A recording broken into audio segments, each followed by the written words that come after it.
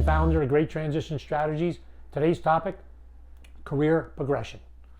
And I'm not talking, sometimes it's a career transition, sometimes it's a progression, but no matter what, a transition is a progression.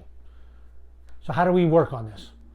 To me, when I work with folks on a career progression, we take a look at where do I want to be several years from now? And 3 years is usually a sweet spot that I've kind of found. Let's look 3 years from now. How am I going to progress my career to be there? So think about your position today, where you are, and where you want to be in 3 years. How does it line up? Right?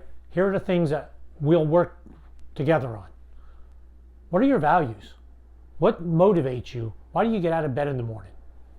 What are your strengths? What if you could be in a position where you worked on your strengths, aligned with your values every day, and the organization's values were the same?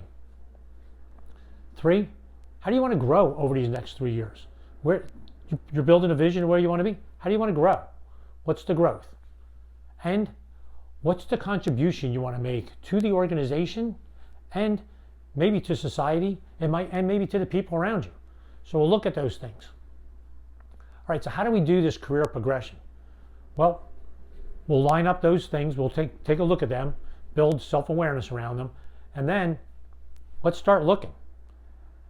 And I'm going to tell you right now, 90% of the folks that are listening to this, that are looking at career progression, you will not get a position just from a job posting. You're going to get a position from your network that you've built and going and finding out what's out there. Now, Jim Collins, an author, business research, wrote a book, Good to Great. And in the book, Good to Great, he calls a level 5 leader. You're a level 5 leader when you get the right people on your bus. For you in your career progression, you might be the right person for many, many buses. You might be exactly what they need. They may not be what you need. You need to look at, is that the right bus for me? And how do we do that? Right? So that's where we spend. Once we build the foundation that I just talked about, those 4 elements, then we work really hard on finding the right bus. How do we do it? Networking. And it is not networking like, hey, give me a card, I go. This is networking where you find out about individuals, many things, many times one-on-one. You find about the individuals. You find out about positions. You find about organizations. You find out about cultures. What is that? Let's use the metaphor of the bus. That is, I want you and I help you figure out how to get on board that bus for a little while, look around and figure out, is that bus going in the direction I want it to? Who's driving the bus? Who's driving the bus next? Who's in the seats? Will I have to sit in multiple seats? Will I be able to move around? Is this a big bus where there's only one seat available for me or plenty?